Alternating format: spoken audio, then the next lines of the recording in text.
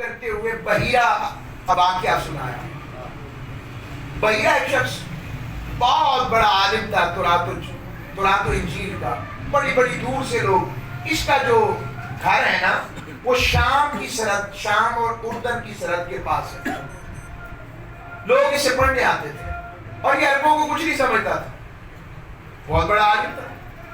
تو ایک دفعہ جب آقا علیہ السلام حضرت ابو طالب کے ساتھ پہلی دفعہ 12 سال کی عمر میں تجارتی قافلے کے ہمراہ گئے، تو یہ اپنے اسی حجرے کے اندر تھا، اپنی خانقاہ کے اندر اوپر تھا.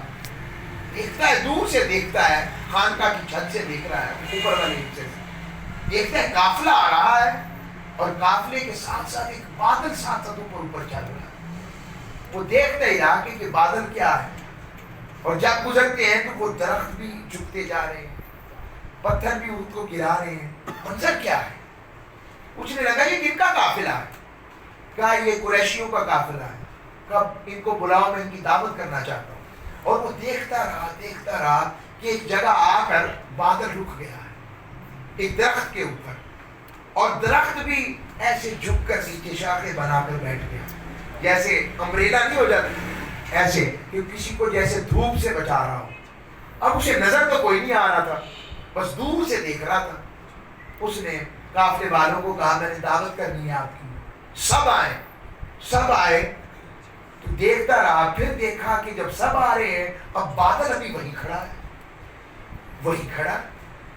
اس نے کہا کہ سب آ گئے ہو، کوئی رہ تو نہیں گیا؟ کہا ایک بچہ رہ گیا ہمارا. کہا میں نے اصل میں تمہیں اسی کی وجہ سے بلایا. اسے بلاؤ جس کا بادل کی حیا کرتے ہیں. بلاؤ تاجدار کائنات صلی اللہ علیہ وسلم، 12 سال کی عمر، کیا حسن عالم ہوگا. ایسے حضور کا ہاتھ پکڑ کر کافی دیر تک ٹک ٹکی باندھ کر حضور کو دیکھتا رہا. وہ ہے رہا تیری آنکھیں کتنی خوش قسمت ہے، پتا تھا تو کنہیں دیکھ رہا. ہم سے پوچھنا کہ ان کے امتی تو ہیں، ہاں عمل اس قابل تو نہیں، مگر دعویٰ ہے کہ کبھی کوئی جلوہ یار کی کچھ رخ کی خیر مل جائے. دیکھتا رہا. ساتھ ہی کہنے لگا اس کے کوئی رشتہ دار ہے ساتھ؟ کہا حضرت ابو طالب آگے آئے. کہا میں ہوں. کہا کیا لگتے ہیں ان کے؟ کہا ابو جی. کہا نہیں، ان کے ابو جی حیات نہیں ہے، یہ یتیم ہے. اس نے کہا آپ نے ٹھیک کہا. انہوں نے کہا آپ نے ٹھیک کہا ہے، ایسا ہی ہے، میں ان کا چچا ہوں. ساتھ ہی حضور سے کچھ باتیں پوچھی، جن میں سے یہ تھی آپ لو لات و بل کی منات کی قسم کھا کر یہ بات بتائیں. حضور نے کہا میں نے کبھی اللہ کے سوا کسی لات و بل کی قسم نہیں کھائی. پاکیزگی یہ نبوت کا اظہار کرتے رہے سرکار. اور آقا علیہ السلام کو پکڑ کر اس نے کہا میں تمہیں بتاتا ہوں یہ کون ہے. یہ کوئی اور نہیں، یہ تاجدار انبیاء ہے، یہ ساری کائنات کے امام ہیں، یہ رب کے محبوب ہیں. آج میں نے جس کے لیے وہ درخت جس نے کچھ دیر، جس میں میرے محبوب نے کچھ چھاؤں کچھ دیر قیام کیا، آج بھی وہ اردن کی سرحد پر اکیلا صحرا میں پستے کا درخت ہے، تر و تازہ کھڑا ہے. یہ اس کی زیارت کریں. وہ درخت اکیلا تر و تازہ کھڑا ہے، یہ زیارت کریں.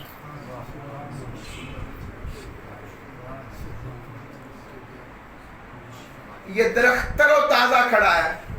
آپ کہیں گے اکیلا کیسے کہہ رہے ہیں؟ یہ لیں آگے صفحے دیکھ لیں. صحرا میں اکیلا ہے، پستے کا درخت ہے، پھلدار ہے، اردن کے صحرا میں اکیلا کھڑا ہے. میرا سوال ہے جس درخت کے سائے میں حضور کچھ دیر بیٹھے ٹیک لگائیں، وہ درخت ختم نہیں ہوتا تو ذکر مصطفیٰ اور ذات مصطفیٰ ختم کیسے ہو سکتا؟ تو زندہ ہے واللہ، تو زندہ ہے واللہ، میری چشم عالم سے چھپ جانے والی. تحریک بنیاد القرآن اصل میں اس عشق کو عام کرنا چاہتی ہے، اس کی دعوت دینا چاہتی ہے. اور ہم تو سب سے پیار کرتے ہیں. جو حضور کے دین کی نوکری کرتا ہے اللہ اسے سلامت رکھے. ہم تو حضور کی محبت کا سودا گلی گلی بیچتے ہیں.